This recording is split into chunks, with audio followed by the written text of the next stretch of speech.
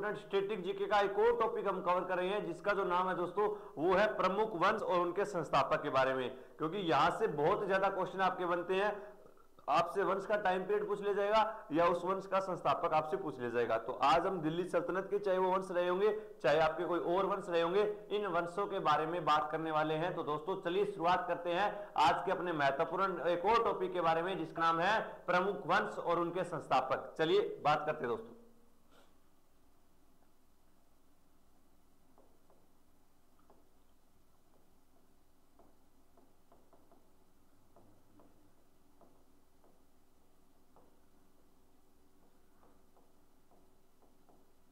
प्रमुख वंश और उनके संस्थापक, फाउंडर होता है बेटा संस्थापक, इनके बारे में हम बात करने वाले हैं कि कौन कौन से प्रमुख हमारे वंश हुए और इन प्रमुख वंशों के संस्थापक जो है बेटा वो कौन कौन होंगे, इनके ऊपर हम बात करने वाले हैं। चलिए सबसे पहले दोस्तों अगर मैं बात करता हूं तो आपके सामने मैं लिख रहा हूं मगध साम्राज्य के बारे में।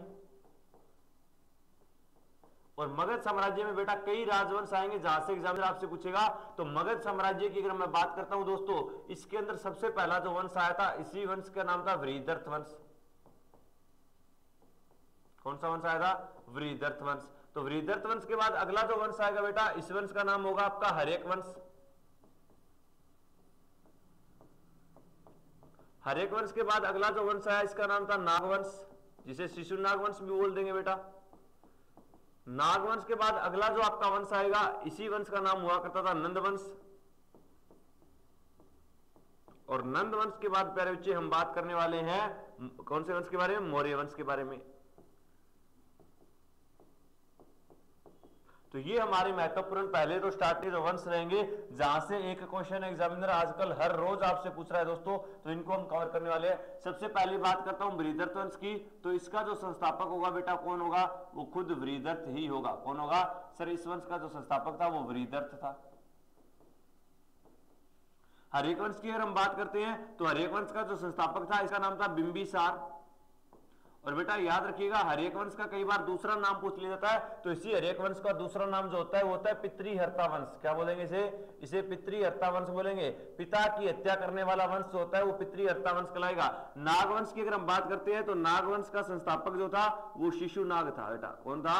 शिशुनाग हुआ करता था। नंदवंश का संस्थापक जो होगा वो महापदम नंद हो जाएगा। कौन हो जाएगा सर? नंदवंश का संस्थापक जो है वो महापदम नंद हुआ करता था। और मौर्य वंश का संस्थापक की अगर हम बात करें बेटा तो आपको याद रखना है वो चंद्रगुप्त मौर्य हो जाएगा। कौन सा हो जाएगा?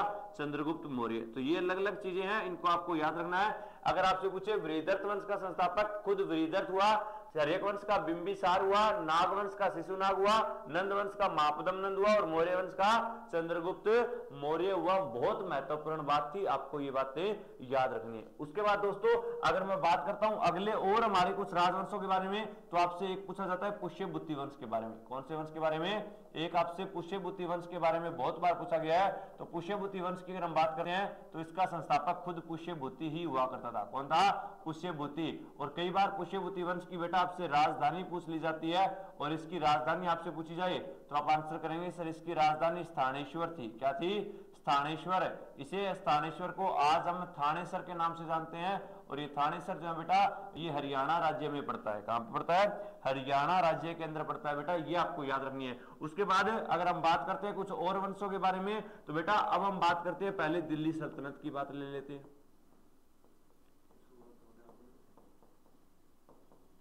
बात कर लेते हैं दिल्ली सल्तनत की।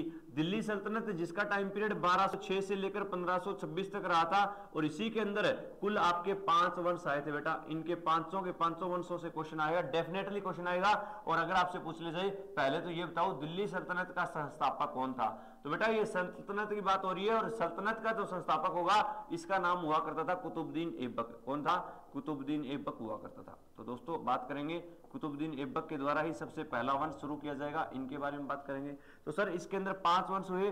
5 वंशों में सबसे पहला जो वंश हुआ इसका नाम था बेटा गुलाम वंश। क्या नाम था? गुलाम वंश। गुलाम वंश कोई दूसरा नाम पूछे तो मामलुक वंश था। इसका तीसरा नाम पूछे तो इलबरी वंश था। बेटा गंगाधर ही शक्तिमान है, शक्तिमान ही गंगाधर है। इसका टाइम पीरियड पूछेगा 1206 से लेकर 1290 तक कर देना। और आपसे इसका संस्थापक पूछा जाए तो इसका जो संस्थापक था उसका नाम आप लोग आंसर कर देंगे सर वो कुतुबुद्दीन ऐबक था। कौन था? कुतुबुद्दीन ऐबक था। चलिए दोस्तों, पहला वंश हो गया। उसके बाद बात करते हैं दूसरे वंश की। सर इसके बाद दूसरा जो वंश आया, इस वंश का नाम था खिलजी वंश। और खिलजी वंश की बेटा अगर हम बात करते हैं तो इसका टाइम पीरियड 1290 से लेकर 1320 तक रहा। और दोस्तों याद रखिएगा 1290 से 30 तक राज जरूर किया खिलजी वंश ने। और खिलजी वंश का जो संस्थापक हुआ करता था, इसका नाम क्या था? इसका नाम था जलालुद्दीन मलिक फिरोज खिलजी। जलालुद्दीन मलिक फिरोज खिलजी।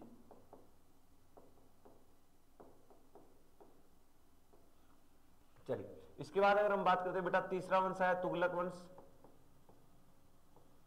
और तुगलक वंश की बेटा अगर हम बात करते हैं तो याद रखिएगा 1320 से लेकर 1414 तक इसके द्वारा राज किया गया। और दोस्तों दिल्ली सल्तनत में सबसे ज्यादा राज इसी वंश के द्वारा किया गया। और तुगलक वंश की अगर हम बात करते हैं तो तुगलक वंश का संस्थापक जो हुआ वो हुआ ग्यासुद्दीन तुगलक। पीडीएफ आपको मिल जाएगी हमारे ऐप के ऊपर, लिंक डिस्क्रिप्शन में दिया हुआ है, वहां से आप लोग इस चीज को डाउनलोड कर सकते हो। दोस्तों इसके बाद अगर हम बात करते हैं चौथे वंश की, तो सर इसके बाद आया सैयद वंश। और सैयद वंश की अगर हम बात करते हैं तो इसका टाइम पीरियड 1414 से लेकर बेटा 1451 तक रहा।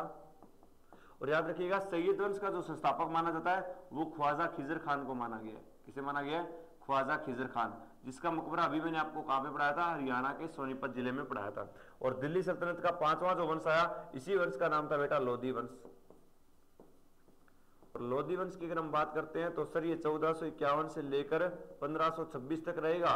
और लोधी वंश का जो संस्थापक हुआ करता था, इसका नाम क्या होगा? बहलोल लोधी होगा। क्या नाम होगा? बहलोल लोधी।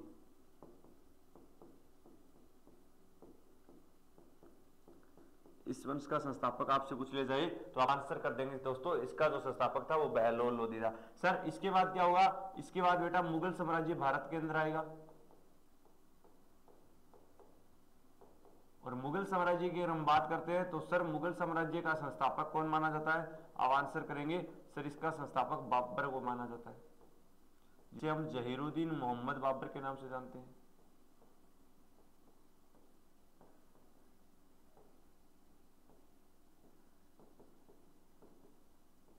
ठीक है दोस्तों, ये बातें आपको याद रखनी है। तो ये आपके वंश है। इसके अलावा एक आपसे क्वेश्चन मैं पूछना चाहूंगा, बताइएगा अगर आपसे ये पूछ ले जाए विजयनगर साम्राज्य की स्थापना किसने की थी? बताइएगा विजयनगर साम्राज्य की स्थापना किसने की थी दोस्तों? बताइए, कमेंट करके आप मुझे बताएंगे। देखते हैं कौन सा बच्चा बताएगा विजयनगर साम्राज्य के संस्थापक कौन माने जाते हैं।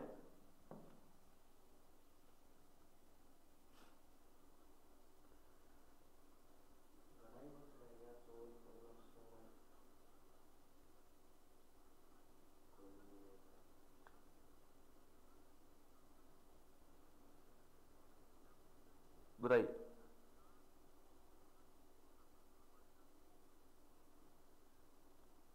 देखते हैं कौन सा बच्चा आंसर करेगा इस चीज को। विजयनगर साम्राज्य के बारे में जो बच्चा बताएगा तो आप आंसर करेंगे सर विजयनगर साम्राज्य की स्थापना हरिहर और बुक्का ने की थी। किसने की थी? हरिहर और बुक्का ने। वहीं दोस्तों अगर मैं आपसे पूछ लूं कुषाण वंश की स्थापना किसने की थी? कुषाण वंश, तो कुषाण वंश की स्थापना की थी किसने? कुजुल कडफिसस ने की थी। किसने की थी? कुजुल कडफिसस। कुजुल कडफिसस के द्वारा। वहीं मैं आपसे पूछ लूं बैमनी, विजयनगर और बैमनी का नाम सुना हुआ, तो बैमनी साम्राज्य की स्थापना किसने की थी बेटा?